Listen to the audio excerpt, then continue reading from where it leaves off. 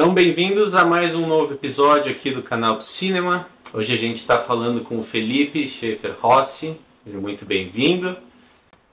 Hoje vamos estar falando sobre o filme O Coração da Loucura, que conta um pouquinho da história da Nice da Silveira, a entrada dela no Hospital Psiquiátrico de Engenho de Dentro e como é que foi essa construção.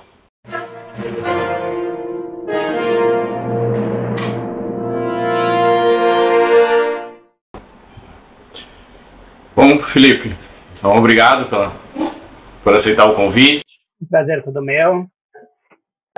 Já introduzindo uma questão, já no início do filme, algo que chamou muito a minha atenção, quando a Nise chega então no hospital, ela naqueles primeiros segundos do filme já, ela tem que literalmente socar a porta para ter uma abertura.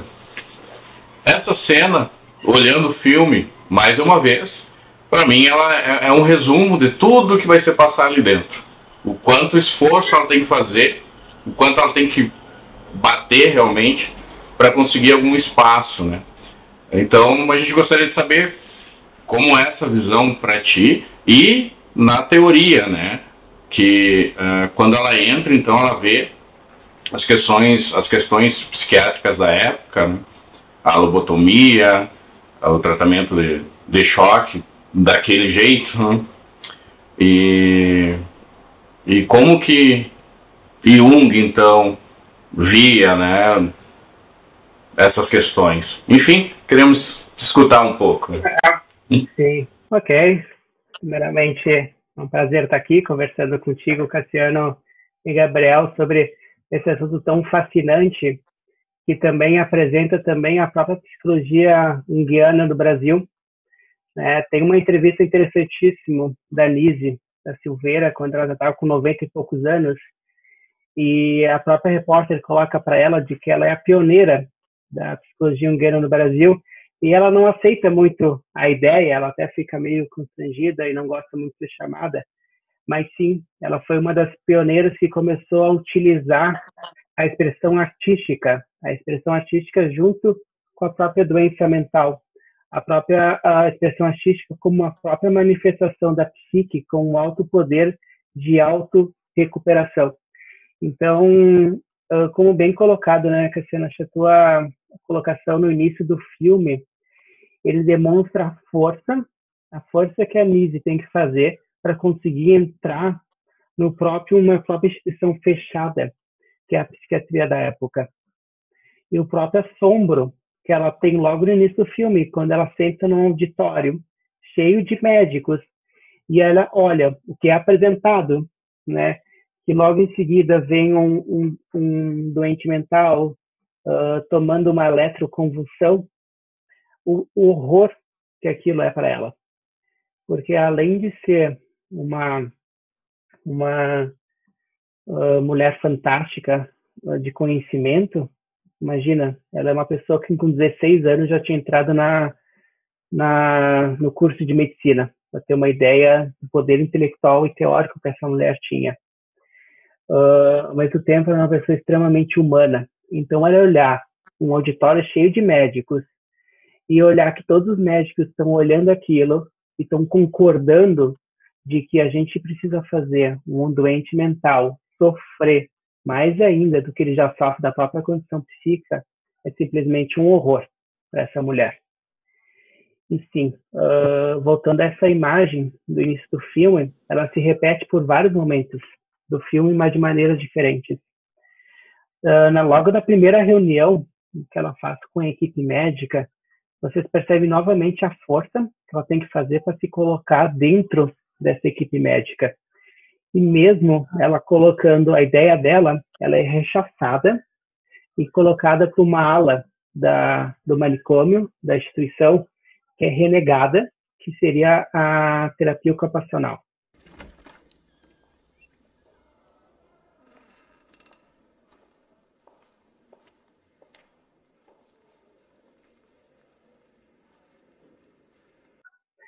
O livro dela, eu acho muito importante, a gente vai se guiar muito essa conversa, não só pelo filme, mas sim pelo livro que baseou o filme, que é Imagens do Inconsciente, que é um livro dela, que ela relata tudo que ela passou nesse período. E é um livro fantástico, porque tem mais de 200 produções dos clientes, como ela gosta de usar, é um termo fantástico, não paciente, sim cliente, porque é as pessoas, os médicos, que deveriam estar servindo essas pessoas. Eles que deveriam ser pacientes com essas pessoas e não vice-versa. Mas é um livro fantástico porque ela retrata tudo o que ela passou. E ela disse que foi o espaço que foi deixado para ela conseguir mais ou menos desenvolver um pouco da teoria junguiana, né, dentro da instituição. E ela começa a fazer essas experiências, digamos assim, e ela começa a encontrar algumas coisas que vão se repetindo com todas as pessoas dentro todos os clientes dentro de engenho, começa a se repetir algumas expressões artísticas que são muito parecidas entre elas. E quando a gente fala em psicologia junguiana e como ela estava se formando nessa época, é interessante pensar de que em nenhum momento o filme retrata isso de forma muito bem colocada, em nenhum momento tem instruções para essas pessoas do que fazer. Isso é uma ponte, uma raiz muito forte também na psicologia junguiana, que é o não direcionamento das imagens, da criação do próprio cliente que está na nossa frente. E a Nise, ela segue também essa ideia de que em nenhum momento ela pediu para os clientes fazerem alguma coisa ou o que eles fazerem. Ela simplesmente colocou, em muitos momentos, uma folha branca na frente deles e deixou que o próprio psique, a própria inconsciente, fosse se manifestando ali, dia após dia, momento após momento, até que alguma coisa se formasse. E em nenhum momento ela soube o que ia aparecer ali. Então, essa foi uma criação espontânea do próprio inconsciente, num ato em que ele mesmo cria as imagens, ele mesmo cria a própria expressão. Acho que isso é uma ideia interessantíssima que a Nise fala, e isso que a gente vai falar várias vezes aqui em vários questionamentos. Então, essa é mais ou menos o início da psicologia junguiana no Brasil através da Anísia Silveira. É exatamente isso, é a visão diferente sobre o ser humano. Eu acho interessante, eu gosto muito da frase da Anísia Silveira, que ela fala no filme, né? O teu instrumento é o picador de gelo e o meu é o pincel. Né? É típico de comunistas transformar em humanismo as suas ambições pessoais. O meu instrumento é o pincel. O seu é o picador de gelo. Isso é uma frase bem boa também de a gente lembrar também. Então, hoje, né, hoje a gente não tem mais o picador de gelo, né, mas a gente tem a caneta, né, que rotuliza, que fala, que diz, né. Então, quais foram as cenas que te chamaram mais atenção, que te fizeram pensar mais, assim? Certo, Gabriel, acho que é um filme muito bem construído, assim. E ao meu ver, assim, quando eu estava assistindo o filme, me impactou duas cenas bem especiais, digamos assim.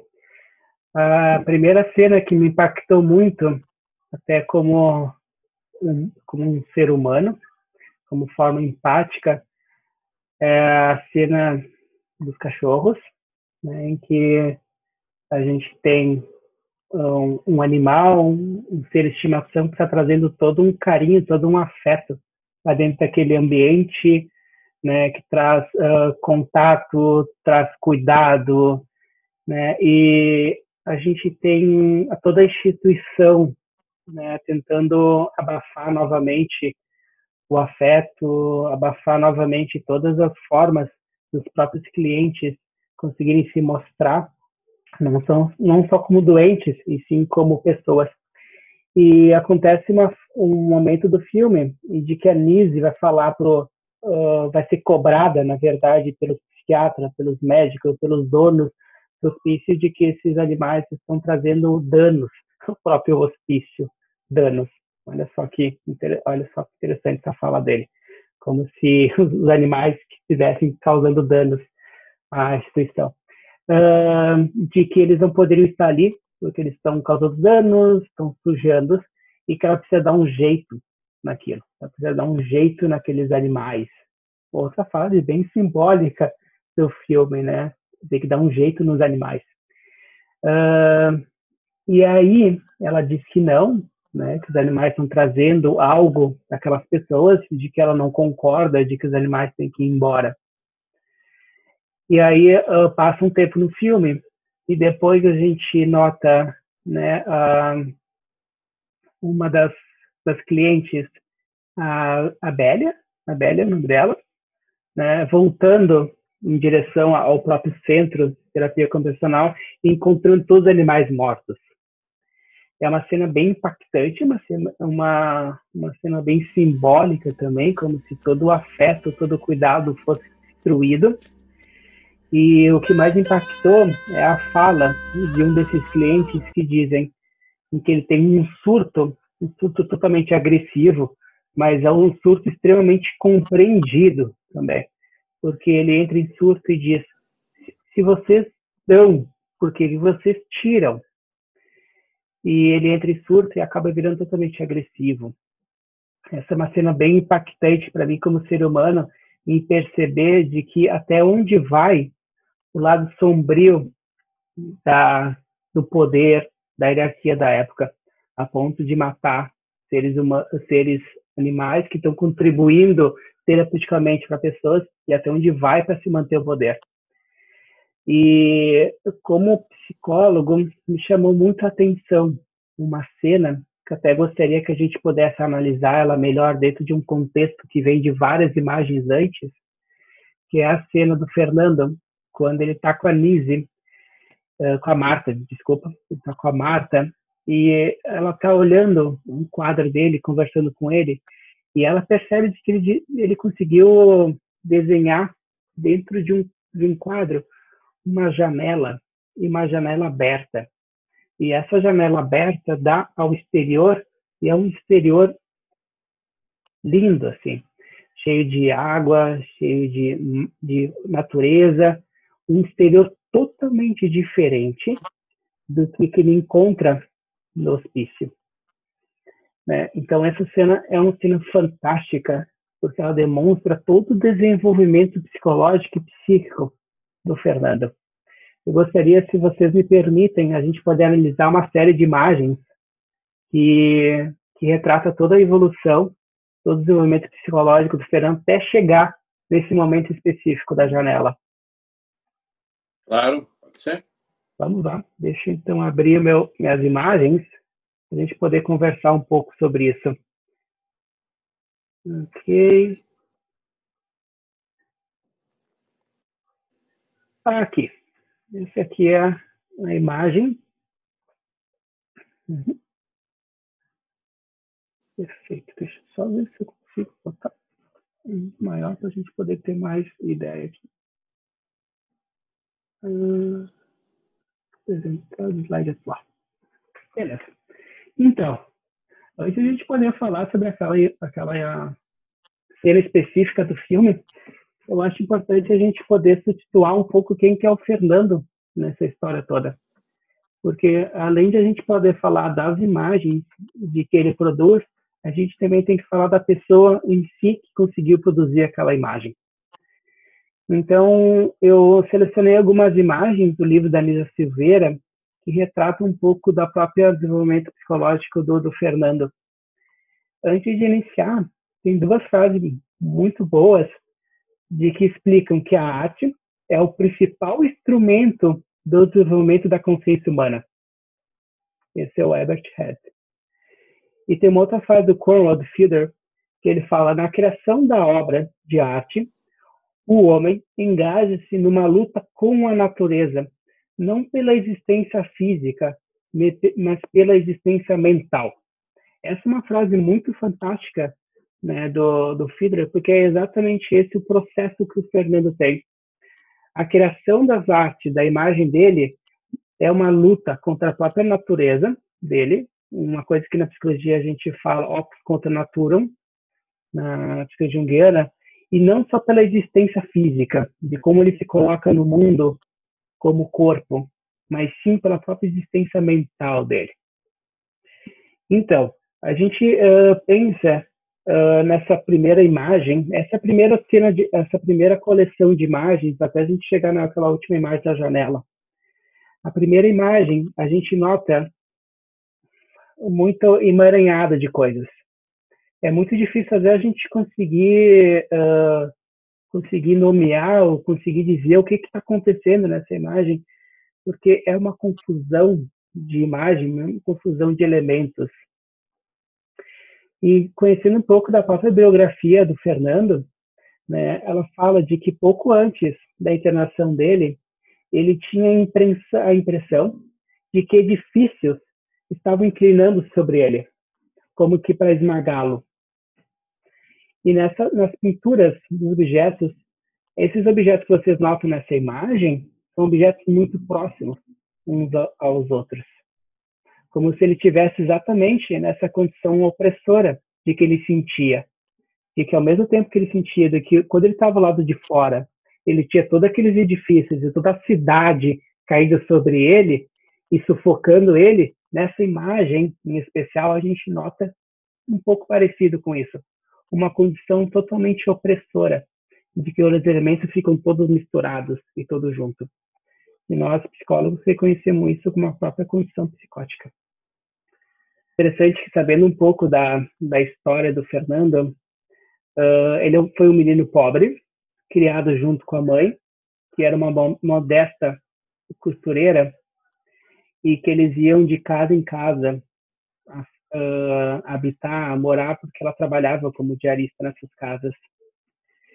E é interessante pensar de que o Fernando nunca teve uma casa dele própria. Ele nunca teve uma moradia dele própria. Ele sempre morava na casa dos outros. Então é interessante pensar que nesse tema escolhido dele, a gente pensa que esse tema da casa escolhida por ele é a escolha de uma casa, e de uma casa onírica, uma imagem que ele escolheu para morar. Ou seja, ele não sonhou, ele não imaginou essa casa vista de fora, ele imaginou essa casa do próprio interior dele, onde ele pudesse habitar, onde ele pudesse se sentir seguro, onde ele pudesse sentir intimidade com essa imagem, com essa casa.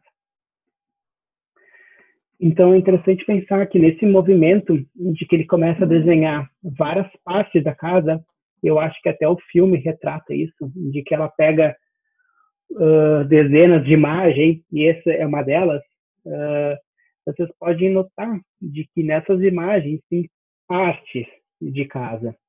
Então aqui a gente tem um sofá, a gente tem um quadro, aqui a gente tem uma cadeira de descanso que ficaria na sala, e ele começa a pintar.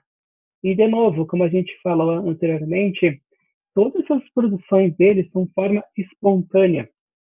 Ninguém chegou para ele e falou: nossa, tu está desenhando casa, que interessante isso. O que tem nessas casas? Ninguém fez esse tipo de pergunta. Ninguém direcionou que esse processo iria para esse caminho. O próprio Fernando, a própria psique do Fernando, de forma espontânea e de forma criativa, começou a produzir esses elementos. Ele desenhou um dia um pedaço de casa, num outro dia um outro pedaço, no outro dia outro pedaço. Às vezes ele desenhava 2, 3 quadros, né, no mesmo dia, dependendo da própria como é que estava a própria psique dele. Aqui a gente nota um pedaço da casa perdido.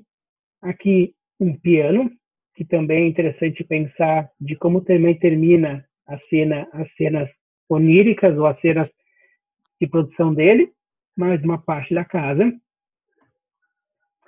E aqui a gente tem as últimas cenas, os últimos quadros pintados deles, dessa cena, dessa série onírica.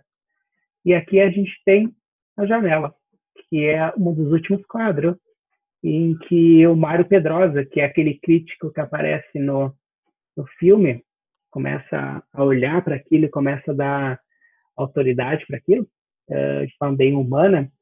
É legal que ele sintetiza essa ideia de que o menino pobre, que uma vez foi rejeitado, rejeitado pela sociedade, rejeitado pelos outros, rejeitado pelas famílias de que eles iam, né, visitar, e a mãe ia trabalhar, ele era colocado de lado, abandonado, solitário.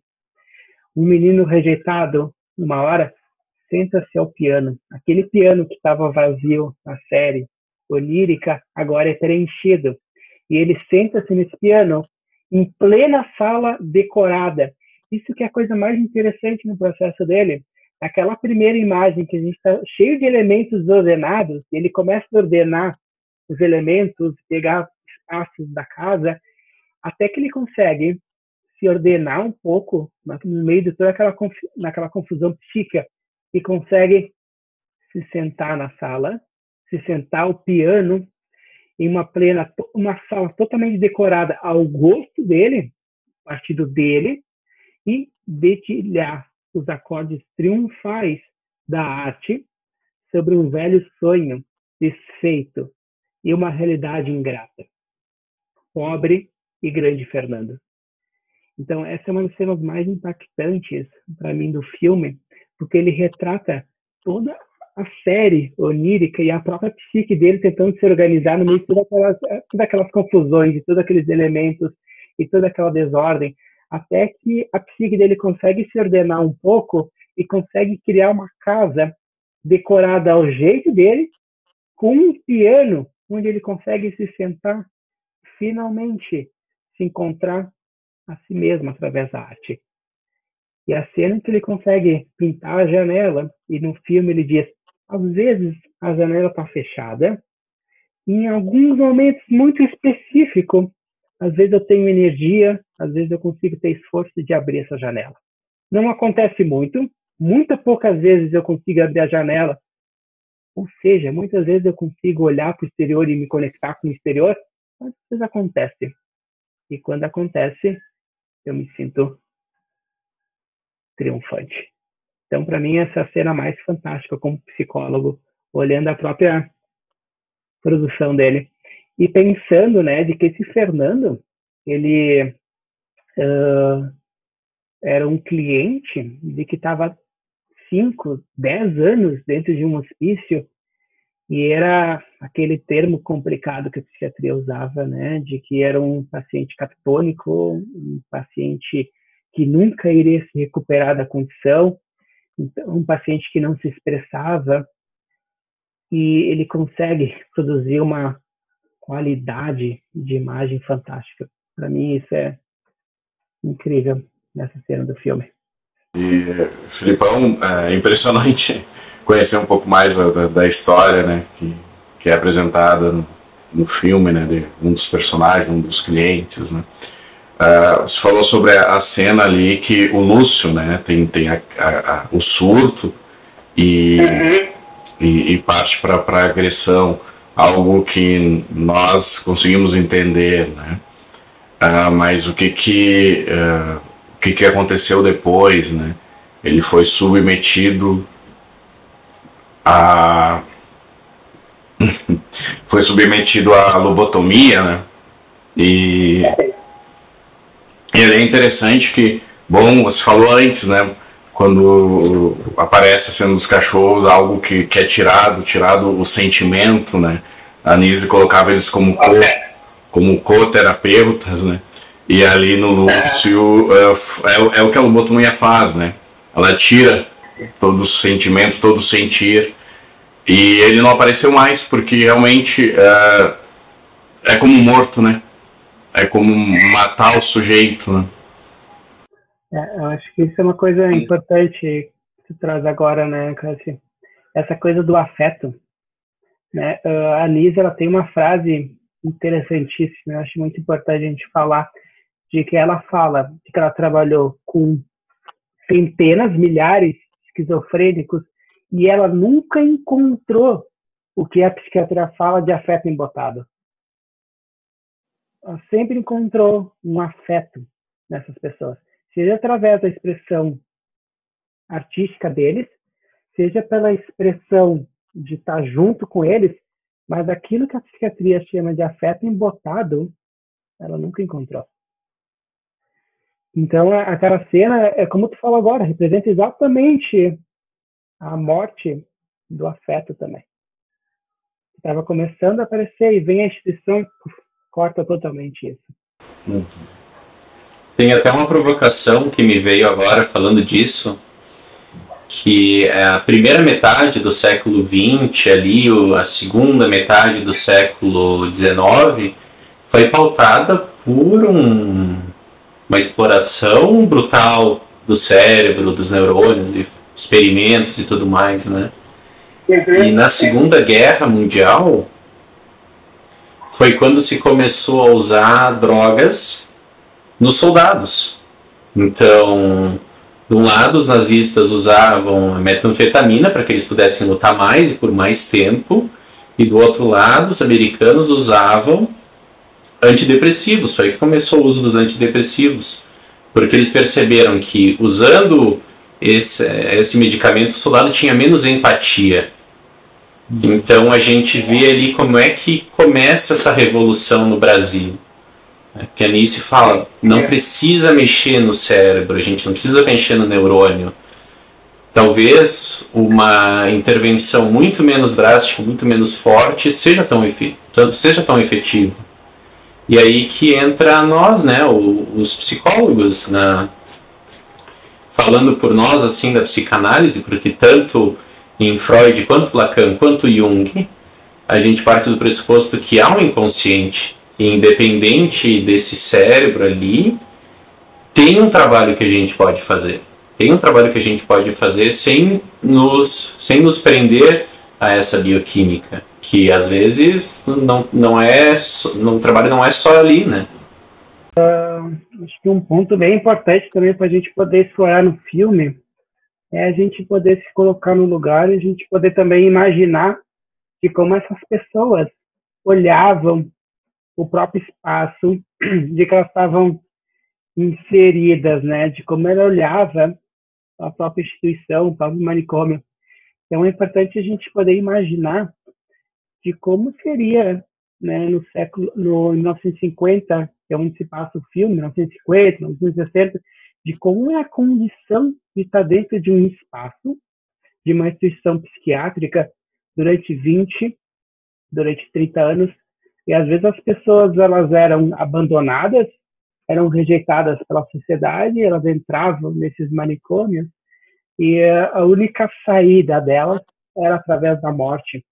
Então, às vezes, elas passavam a vida inteira dentro de um espaço reduzido, e eu peguei algumas imagens para a gente poder olhar para isso e a gente poder se colocar no lugar dessas pessoas e a gente poder enxergar através dos olhos delas. Porque as representações artísticas, as imagens que a gente está vendo hoje aqui, elas são ver a psique se manifestando e a gente poder ver através dos olhos dessas pessoas de como elas enxergavam a realidade interna delas e principalmente também a realidade externa. Então, eu tenho uma série de imagens que eu gostaria de apresentar para vocês. Vou abrir aqui os meus slides para a gente poder pensar nesse ponto. Ok, vamos lá. Então, eu acho importante a gente começar, a gente a falar sobre isso, sobre um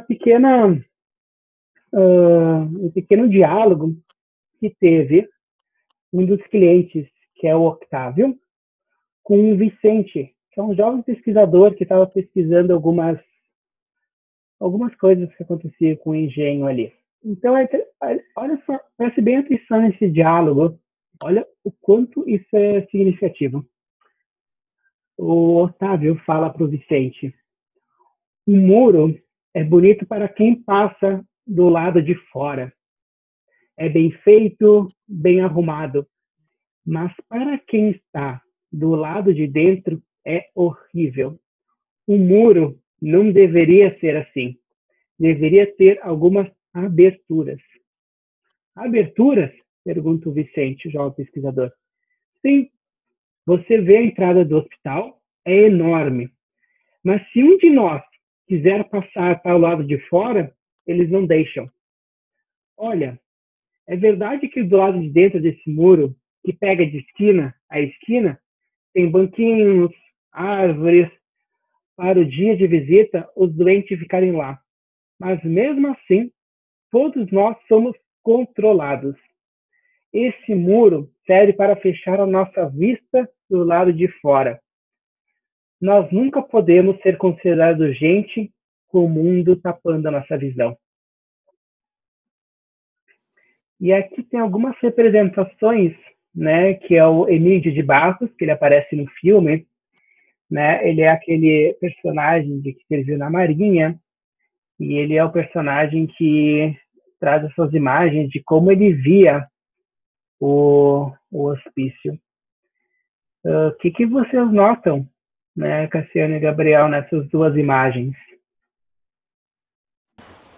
Eu vou trazer um pouquinho da cena do filme que eu acho importante, né, Felipe, que ele aparece no filme quando eles estão saindo, né?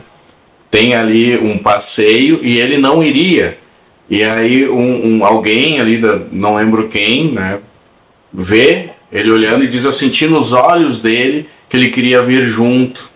E ali até no momento que ele entra no ônibus, tu percebe uma movimentação dos clientes, porque antes parecia que nenhum deles se reconhecia, né? Ou reconheceu o outro, melhor dizendo. E quando o Emílio entra, percebe que ali eles reagem com a presença dele.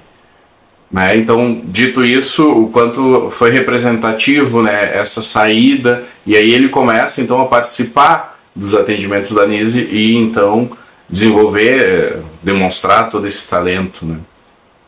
Bom, nas imagens aí para mim fica prisão, né? Um pouco grade, depois muro, né? Talvez até uma transformação primeiro ali que mais cinza. Para mim ficou como uma prisão, como grade, depois se transformando, começa a ter vida esse muro. Para mim remeteu a isso, né? Pois é, tanto que olhando ali a data, dá pra ver que aquele mais colorido é 2 anos depois.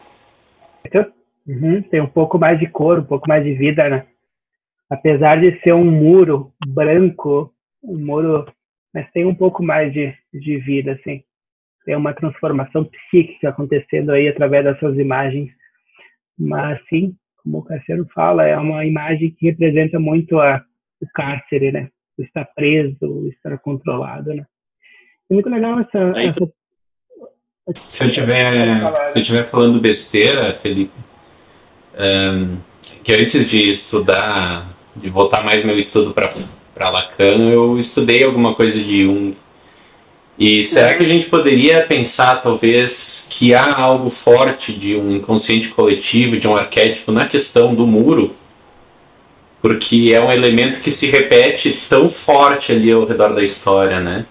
E olha a força desse nome, dessa imagem, dessa palavra, na questão antimanicomial brasileira.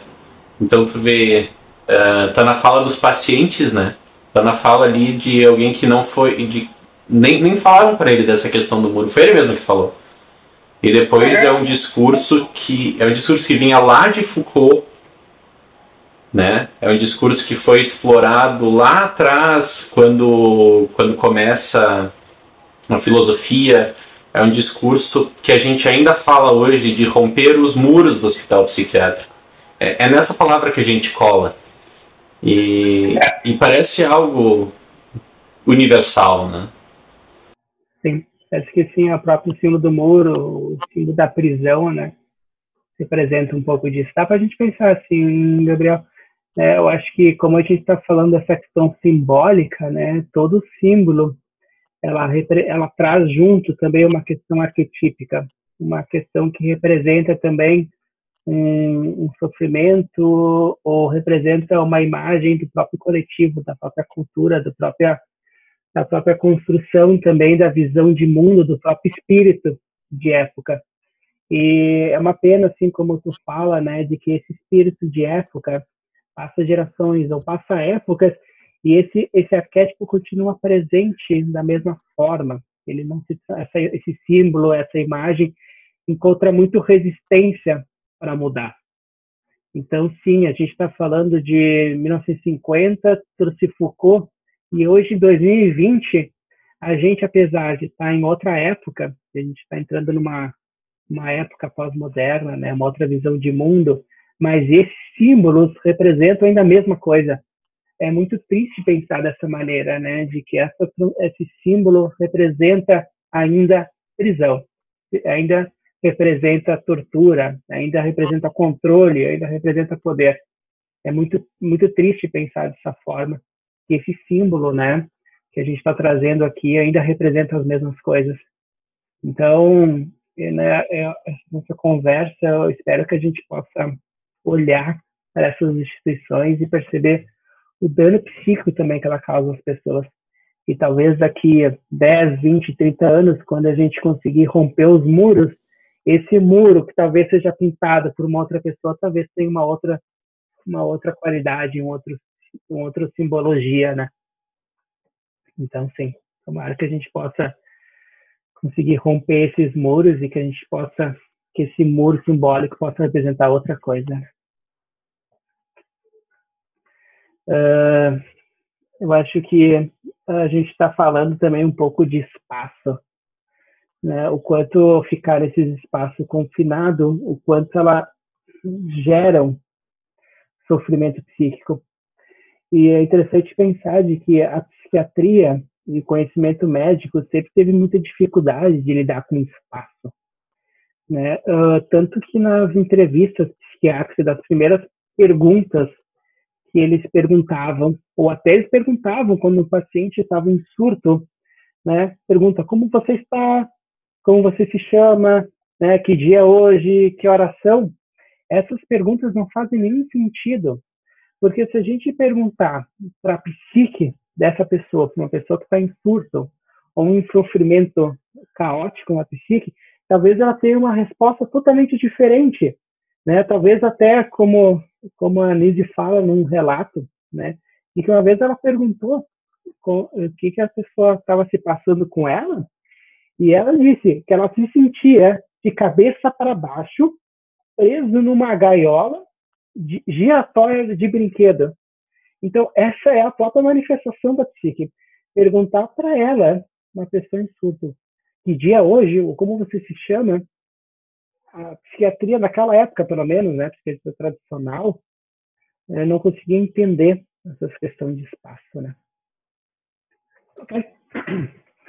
Então, seguindo um pouco essa ideia, né, de espaço, né, a gente sempre pensa de que a psiquiatria, principalmente naquela época, tinha uma grande dificuldade de lidar com essa questão do espaço e muito desprezava a questão da vivência do espaço, ou seja, de como esses clientes tinham essa vivência dentro desse espaço. Porque ao mesmo tempo de que um cliente poderia chegar na sala do médico, do psiquiatra e falar: eu me chamo fulano e eu estou no hospital psiquiátrico Engenho de Dentro, ao mesmo tempo que ele poderia falar isso, ele poderia revelar no ateliê da Nise, ou qualquer outro espaço, pinturas totalmente, situações vivenciais de espaços totalmente diferentes disso. Ele podia dizer: eu sou fulano e estou vivendo no Engenho de Dentro, mas quando ele ia para o ateliê da Nise, ele podia representar, através das pinturas dele, uma vivência espacial ou da psique dele totalmente diferente disso. Então, a gente entende, né, de como a psiquiatria tinha uma grande dificuldade na percepção interna dessas pessoas. Ou como a gente estava falando antes, principalmente a psiquiatria fisiológica, que era a psiquiatria daquela época tradicional. Hoje, ainda bem que a gente tem a fenomenológica, outras coisas que olham para outro sentido, mas naquela época eles tinham uma grande dificuldade de lidar com a questão vivencial. E a gente olha bem nessa imagem do Heitor, né, a representação do espaço, né, da própria psique dele manifestando esses dois espaços, a percepção externa e a percepção interna, como elas se cruzam nesse momento, Ou seja, esses espaços interno e externo se misturam, se mesclam, né? Só que a expressão plástica, a arte, possa tornar visível esse fenômeno psicológico. Essa que é a coisa mais fantástica nessas imagens que a gente está vendo da Anísia Silveira, né? Um paciente é muito difícil, um paciente poder falar sobre essa vivência interior, mas ela encontrou de que ele pode representar através da arte, através da figura, a expressão disso. Então ele pode, na mesma figura, na mesma imagem, poder trazer a vivência exterior dele, que é exatamente o Heitor seria esse personagem aqui, e aqui a gente tem o pátio, e aqui a gente tem o exterior do pátio. Só que no meio dessa imagem, bem no meio dela, se mescla o interior do Heitor. Então, no meio dessa imagem, do nada, a psique cria uma espécie de um outro muro ou de uma outra construção que está bloqueando alguma coisa. Então, isso que é fantástico. A gente tem na mesma imagem, na mesma representação, o interior e o exterior se mesclando. Coisa que, verbalmente, talvez os pacientes não conseguiriam, né, falar sobre toda essa experiência deles. Ok. Você fazer algum comentário sobre essa imagem? O que me pareceu... bom, não tem muito o que acrescentar, só concordo. Né? A arte nos afeta, né? Cada um de um modo. E para mim ficou bem algo que representa uma cerca, né? Essa divisória. Foi o que me remeteu, né? Mas como você falou, né? E poder falar da mesma linguagem para eles. Né? Eu gosto muito de uma frase do Jung, né, que ele cita numa obra dele, que é Vida Simbólica. Até eu vou ler ela, para a gente poder pensar também sobre essa linguagem do psicótico. Que ele diz o seguinte: eu falo a linguagem dos meus pacientes. Quando falo com loucos, uso a linguagem dos loucos. Caso contrário, não entendem. E quando falo com neuróticos, uso a linguagem dos neuróticos. E aí ele diz, né, um pouco mais para adiante, de que aquilo dentro de nós, muitas vezes está só. Ninguém o toca e ninguém o conhece, nem mesmo nós próprios. Mas aquilo que está dentro de nós continua agitado, perturba, desassossega e não dá descanso. Então, essa parte, né, que seria a própria manifestação do inconsciente ou de fatos, às vezes isso perturba, isso agita, isso desassossega. E se a gente não consegue falar com aquela parte da mesma maneira, aquilo dá um sentimento de solidão muito forte. E é exatamente isso que a gente encontra nessas imagens, e nessa imagem do Heitor. Né? Uma parte dele, né, e aí a gente pode tentar analisar de várias formas, mas uma parte abandonada, uma parte solitária, uma parte não reconhecida, uma parte que ninguém conversa com ela, nem o próprio Heitor e nem as outras pessoas ao redor conseguem chegar nessa parte. E aí essa parte fica abandonada, fica solitária, fica agitada muitas vezes. Então era mais ou menos isso de que a Alice conseguiu, né, se comunicar. E às vezes é incrível, porque no filme também mostra de que ela se comunicava, e muitas vezes a comunicação era em silêncio, não estava nem ser dito nada. Ela ficava do lado da pessoa, e a pessoa ia desenhando, e ela simplesmente ficava do lado, atenta sobre aquilo que estava acontecendo. E era exatamente essa linguagem, muitas vezes, que as pessoas precisavam. Ou muitas vezes elas precisavam, né, uma linguagem própria delas, e a Nise também tentava se aproximar dessas pessoas utilizando a linguagem. Nunca tentava impor a própria linguagem dela sobre essas pessoas. Sempre tentava encontrar a mesma linguagem muito parecida uma da outra para conseguirem se comunicar. Pensando nessa parte de comunicação e de expressão, eu acho que a gente pode ir se finalizando, né, o nosso vídeo de hoje, nosso encontro, e a gente poder falar um pouco de mandalas, que ele é um tema principal no filme, que ele é colocado, e é um tema meio contraditório, assim. Eu acho que a gente poder, tipo, a gente falar dessas coisas para a gente poder se localizar também, a gente poder falar o que é mandala, de como aparece isso, porque mandala, às vezes, ela é utilizada de uma forma meio corrompida hoje em dia. Então, vamos poder falar um pouco sobre isso e como ela aparecia aqui. Só, Felipe, acho importante colocar ou situar, né, que no filme, bom, tem muito essa questão da mandala, é claro, mas foi no início, né, que eles começaram a desenhar, a estruturar os desenhos que, bom, a arte colocada, né, dessa forma, ela era mais fragmentada, não tinha muito uma forma, e depois, do modo coletivo, foram aparecendo as mandalas. E pelo que eu entendi, foi aí que ela começou a comunicação com Jung, né? Que aí começou a mandar as cartas e bom, ela virou, né, discípula, não sei se ela se aceita, né? Fez uma fala que eu fiquei já na dúvida, acredito que sim, né?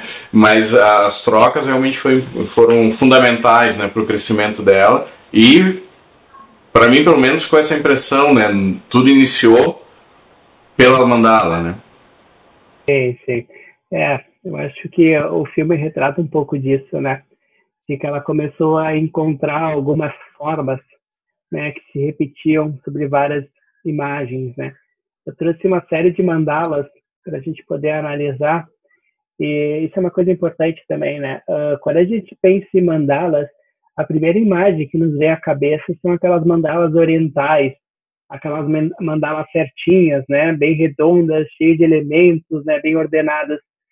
Mas isso é uma coisa importante também, de que as mandalas encontradas pela Nise muitas vezes não se assemelha a mandalas perfeitas, né? Essas produções, somente iniciais, pacientes psicóticos, elas são muitas vezes fragmentadas, abertas, isso que a gente vai poder olhar agora. E é legal você poder lembrar também do Jung e do Conversa com a Nise, que eu acho bem significativa. Quando a Nise ela envia essa carta, né, para Jung ele estava na África. Ele estava na África junto com alguns povos aborígenes, né, estudando exatamente a ideia que ele começou a pensar do inconsciente coletivo. Então ele estava mais ou menos recolhendo, né, alguns mitos, algumas imagens desses povos mais primitivos, para ver se ele encontrava algumas imagens que se repetiam através dos vários povos primitivos que ele conversava e analisava. E aí, no meio de toda essa descoberta que ele estava tendo na África, do inconsciente coletivo, ele recebe essa carta da Nise da Silveira. E nunca tinha encontrado o que a Nise encontrou aqui no Brasil. E eu penso nisso, que porque a Nise fez uma coisa fantástica e muito nova, que foi poder estar um ambiente acolhedor para os esquizofrênicos. Ela fez todo um espaço para que os esquizofrênicos possam se sentir livres, acolhidos, reconhecidos afetivamente, para depois começar a fazer essa produção. Ou seja, né, se a gente coloca, a gente vai para o hospital psiquiátrico hoje, ou no momento de um esquizofrênico, né, que está num ambiente totalmente de sofrimento, e a gente não dá apoio, acolhimento ou uma conexão afetiva com eles, a gente não encontraria esse tipo de produção da Nise.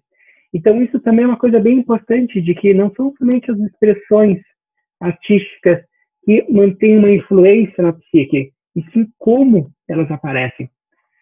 E aí também o Jung fala nessa carta de que ele notou alguns números, o 4, o 8, o 12, né, que representam exatamente a totalidade do self nessas mandalas. E aí também o Jung também notou as cores, né, uma situação muito forte. E tem aquela cena também que é uma cena bem legal no filme, bem impactante, de que a primeira coisa, e quando tem as tintas né, sobre a mesa, um dos clientes pega a tinta e joga sobre o outro e começa a pintar a cabeça do outro de vermelho, assim. E aí a primeira coisa do cara, dos monitores, falar, tem um pintando o outro ali, o que eu faço? Tem que parar isso. E ela falou, não, ok, ele está fazendo o que ele tem que fazer, ele tem que se expressar. E é interessante ele encontrar exatamente o vermelho, que é uma cor forte do afeto, né? E é exatamente isso, os desenhos geralmente são usados com cores muito fortes, muito vivantes, muito vivas. E aí, né, ele ficou, o Jung pede até para ficar as fotos, fica com as fotos dela, e aí talvez ele até faz alguns questionamentos, né, que seria interessante ela poder também saber um pouco mais da biografia de vida dessas pessoas. E aí, no final, ela até recebe a autoexpressão de consideração. Esse aqui é o primeiro contato da Lise com Jung, que depois de 2 anos, em 57, no segundo congresso de psiquiatria que foi feito em Zurique, a Lise leva toda essa produção para Zurique, né, dos esquizofrênicos aqui do Brasil, e faz uma amostra, né, no segundo congresso com tudo que foi encontrado. E tem uma foto muito interessante no livro dela de que aparece o Jung, né, a mão do Jung apontando bem para o centro de uma das mandalas. Então é interessante pensar de que a psicologia junguiana no Brasil começa a nascer através da Lise, mas ao mesmo tempo a psicologia junguiana começa a ser reconhecida lá fora também, uma grande influência. Então a Lise ela fez um trabalho fantástico com a psicologia junguiana no Brasil. Então, a gente poder se aproximar um pouco mais de mandalas, né, a gente tem que pensar algumas coisas. A própria pintura, né, a pintura de mandalas ou qualquer representação artística, seja de psicóticos ou seja até do neurótico, nunca será simplesmente um mero reflexo de sintomas.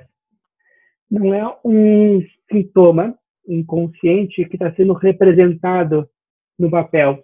É muito mais que isso. Por mais, claro, que é importante a gente pensar os sintomas como colocados no papel.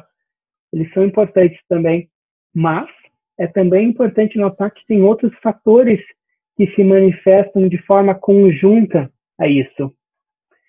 E as mandalas, elas são tentativas, elas são esboços, elas são projetos de renovação em que a psique, como organismo vivo, está o tempo todo se defendendo e tentando encontrar um equilíbrio.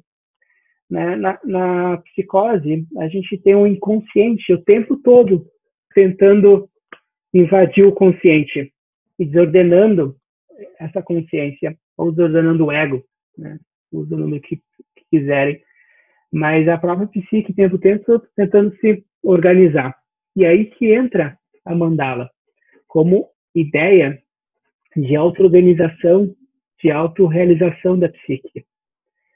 E aí a gente encontra essas mandalas, né, tanto na produção psicótica do filme, ou até já foi encontrado, né, em situações que a gente tem conflito. A Lise também encontrou crianças de 7, 8 anos que estavam em lares em que os pais estavam se divorciando e estava um conflito psíquico intenso na casa. Ela encontrou também produções de crianças, né, representando mandalas, que são formas circulares. Então, em todo momento que a gente tem momentos de perturbação da psique, aparecem essas imagens circulares, que são muito próximas de círculos, que dão forma aos movimentos instintivos da psique. E aí que está. Essas formas aparecem desde que o doente, é a palavra que ela usa, tenha a oportunidade de desenhar e pintar livremente no ambiente acolhedor.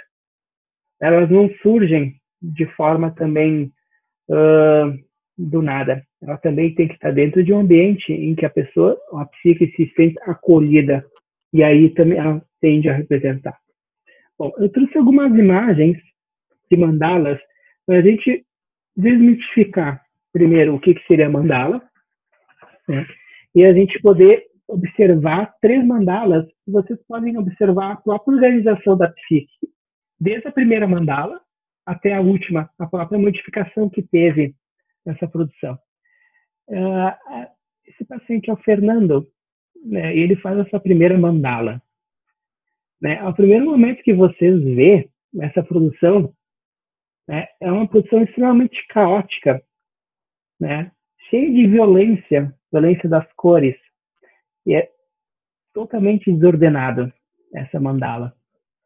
A mandala, ela coloca como mandala porque ela é circular, ela tem um momento circular, apesar de ela não ser perfeita ou completa, mas ela tem uma forma circular.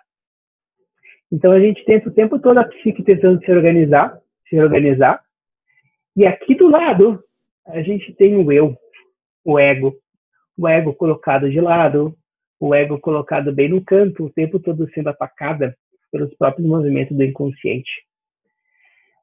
Depois de alguns dias, o próprio paciente faz uma nova produção e encontra essa. Seria a segunda mandala. Vocês notam que essa mandala, ela também tem um aspecto circular, mas ela é muito mais coordenada, ou seja, já tem uma pequena movimentação da psique para tentar organizar o inconsciente que era caótico antes. A gente até tem algumas coordenadas aqui com uma forma de tentar organizar a psique.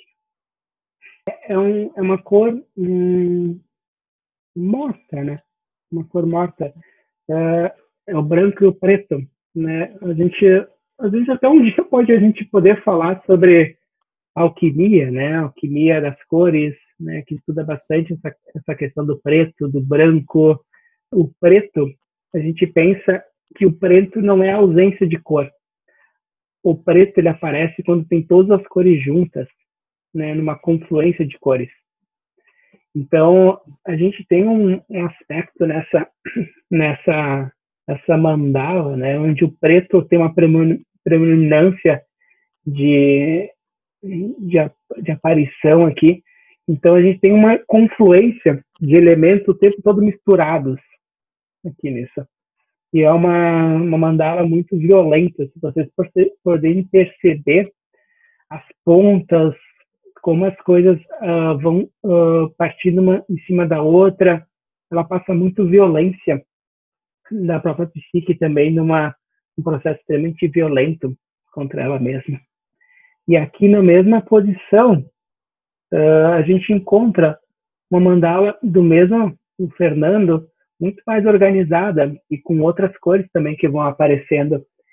E são cores que vocês perceberam os elementos, eles são muito mais, eu não digo ordenados, mas eles são mais separados uns dos outros. Aqui nessa mandala, um elemento ele vai se confluindo ao outro.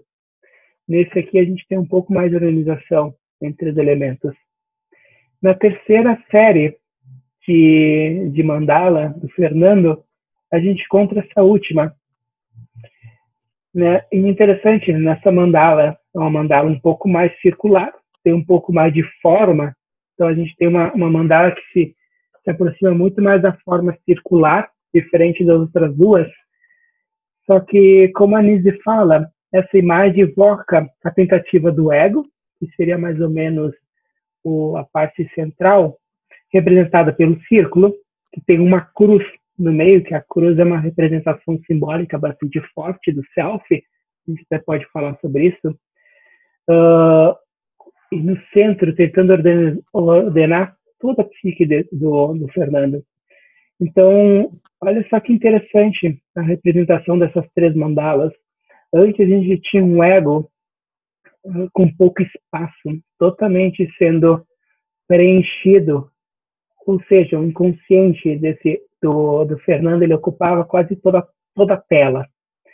O espaço do ego era praticamente renegado lá no fundo. Com o passar do tempo, com o passar das produções artísticas dele, a coisa foi se organizando a um ponto de que o ego, isso é o que a Lise fala, volta a ser o centro junto com o self, com uma confluência uma integração de opostos, como a gente chama na psicologia junguiana, ou seja, essa psique está muito mais ordenada, né, do que no primeiro momento. E quando a gente pensa nessas figuras, é claro que essas figuras também representavam o próprio estado psíquico. Se antes a gente tinha uma pessoa, né, o Fernando, como um esquizofrênico, catatônico, como o psiquiatra falava naquela época, que não falava, que não se expressava, né, que se fechava, a Nise fala que ao longo dessas produções de mandala, ele de alguma forma começou até a expressar, até a falar, e ter movimentos muito menos agressivos e muito menos regressivos também. Então essa produção de mandala, ela também acompanha o próprio desenvolvimento psíquico e emocional do Fernando, do cliente. E aqui eu trouxe uma série de mandalas, e a gente tem mandalas de tudo que é tipo aqui.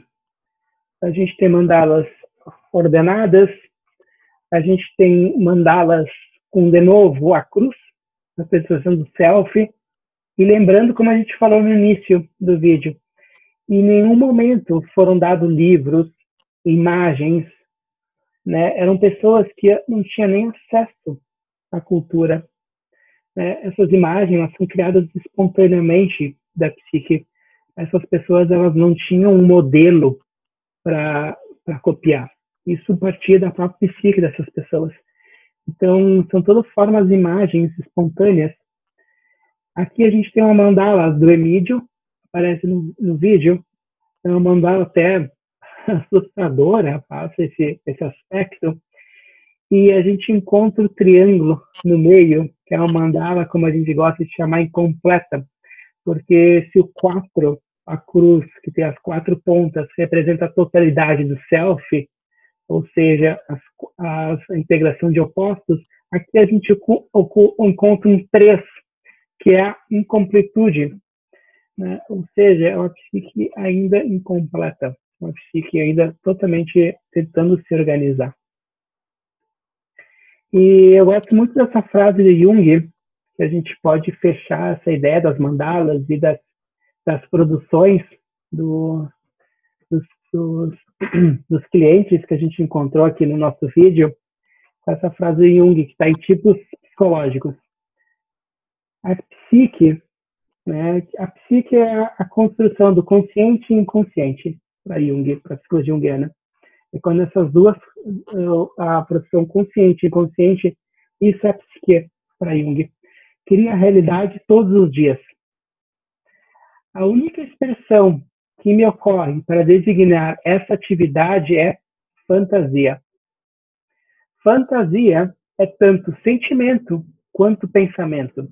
É tanto intuição quanto sensação. Não há função psíquica que não seja inseparavelmente ligada pela fantasia com outras funções psíquicas. Ou seja, a psique cria fantasias e imagens todo dia, todo momento, de forma espontânea.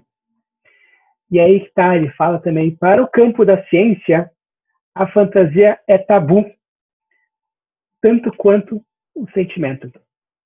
Ou seja, para a ciência, né, e também para a ciência da época, ali de 1940, 1950, que a gente está falando aqui, que é a época de Jung também, já que ele faleceu em 61, fantasia e imaginação era visto como tabu. Ou seja, se tu falasse para alguém, eu estou imaginando coisas, eu estou enxergando coisas, tu era visto como louco. Tu não poderia falar essas coisas. A fantasia não tinha espaço, né? Se tu tem um fato interessante que eu estava lendo hoje de tarde, de que foram feito um estudo de que cada 10 pessoas que eram internadas nessa época, 7 tinham um diagnóstico errado. Não chegavam nem a ser esquizofrênicas. Porque às vezes elas chegavam no médico e falavam: doutor, eu estou ouvindo uma voz, eu estou ouvindo um tum que vem dentro de mim. Eu acordo de noite e ouço um tum. Eu estou caminhando na rua e ouço um tum. E essas pessoas eram tidas como esquizofrênicas e elas passavam um tempo no hospício e depois elas recebiam alta e apareceram o diagnóstico, né? Esquizofrenia em remissão. Ou seja, a pessoa não podia nem representar que tinha uma fantasia de uma avó que já era vista como tabu, já era vista como louca. E aí que surge a grande dificuldade. A fantasia é, em sua maior parte, produto do inconsciente. Ou seja, a gente está percebendo que na ciência também não tinha espaço para a produção do inconsciente. Ainda que inclua elementos conscientes, sua característica essencial é ser essencialmente involuntária e estranha ao conteúdo da consciência. Ou seja, a fantasia sempre é vista através da consciência ou como através do ego como uma coisa estranha. Essa qualidade, ela partilha nos sonhos, ainda que seja involuntário, e estranho um grau bem mais elevado. Ou seja, nós que somos neuróticos, né? Eu julgo que sim. Em teoria, eu acho que sim. Né? A gente tem o inconsciente produzindo imagens ou fantasias o tempo todo de forma espontânea, através dos sonhos. E geralmente os sonhos são extremamente estranhos à consciência. Mas aí que está, a relação do homem com sua fantasia é condicionada, em boa parte, por seu relacionamento com o inconsciente geral. E isso, né, nós que somos psicólogos, a gente nota muito no início de um processo analítico com um paciente. O paciente, ele traz um sonho, e às vezes de forma muito tímida para a sessão, dizendo, né, Felipe, eu tive um sonho. E ele conta o sonho correndo. E às vezes em 2 minutos ele já percorre o sonho, já fala sobre o sonho, já quer falar sobre coisas do cotidiano dele. Então a própria relação, né, principalmente no início do processo analítico, os pacientes são muito curtas com o seu próprio inconsciente. O espaço que ele dá até na própria sessão é muito curto. A própria relação dessas pessoas com o inconsciente, ela é muito limitada hoje. Porque a gente pensa que a imaginação, a fantasia, hoje ainda é vista como um tabu. Né?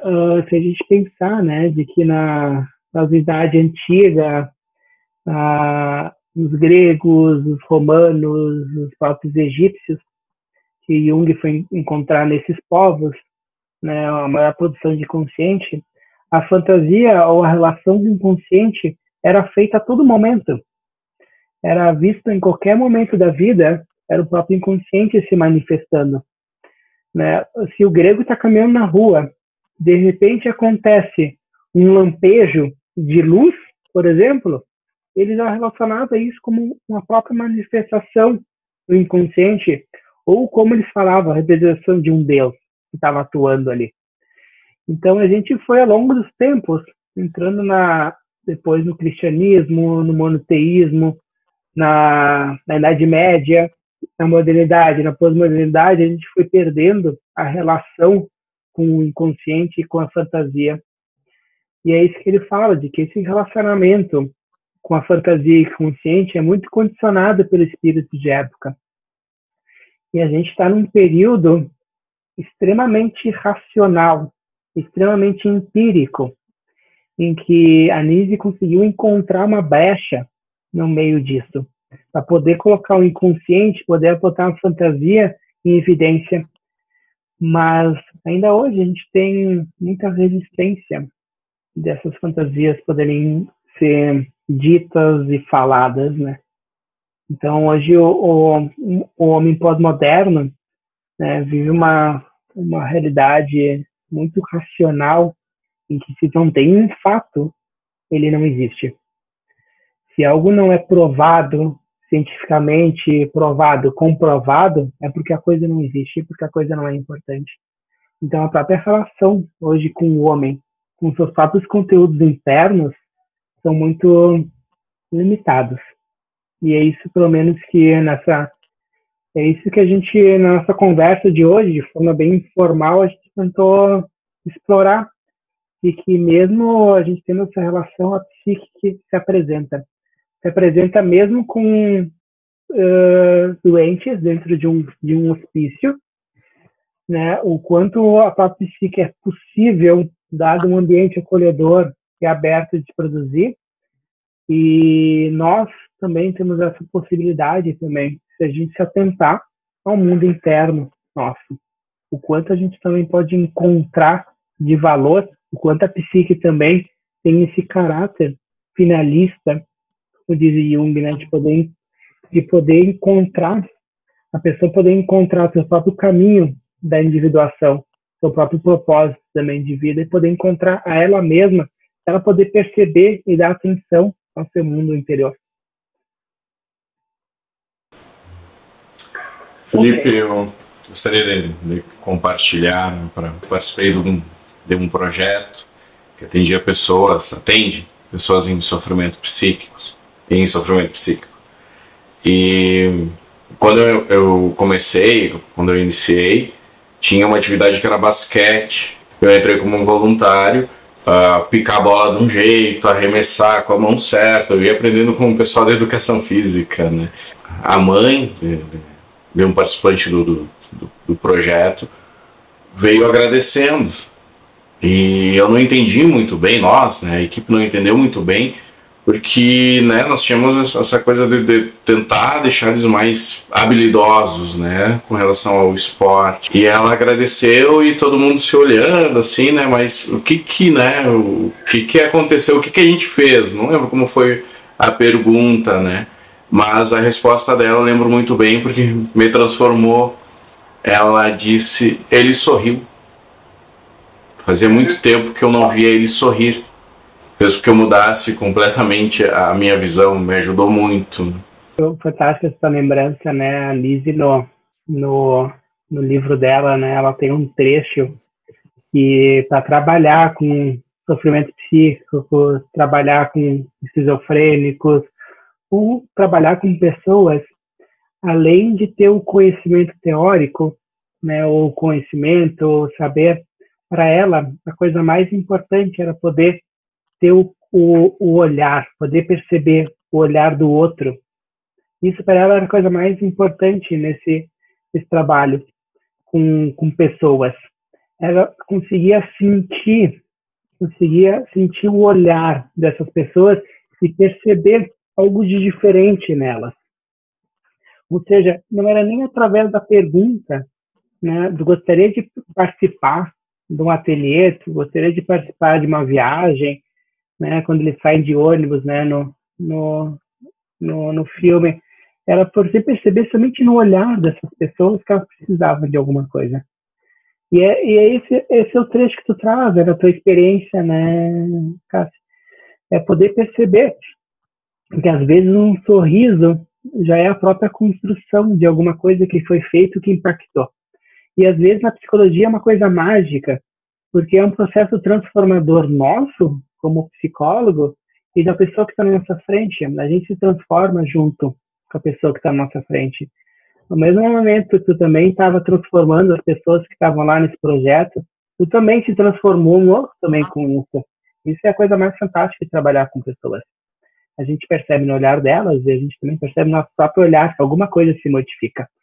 A gente não sabe o que, muitas vezes, mas alguma coisa acontece nesse encontro de almas, como Jung falava, né? Nessa transformação. Eu me sinto sempre voltando para essa fala, mas eu acho que ela é muito importante de ser retomada. Que é como se o trabalho na psicose, o trabalho com a loucura, ele é o trabalho mais humanizador que tem, porque ele é um exercício constante de não neurotizar essas pessoas. É de saber que esse sofrimento é um sofrimento que pode ser absoluto, mas pode não ser. E não é tentar, que nem ali no projeto, às vezes não é sobre jogar a bola da maneira certa, às vezes não é sobre conseguir ter um discurso organizado. Às vezes é só uma questão para que haja menos sofrimento, para que tenha um pouquinho mais de bem-estar. E para a gente conseguir trabalhar ali tem que estar muito envolvido, né? Tem que estar muito tocado. Eu acho que sim, Gabriel. Acho que essa é a ideia principal que a gente buscou juntos hoje aqui no nosso vídeo, né?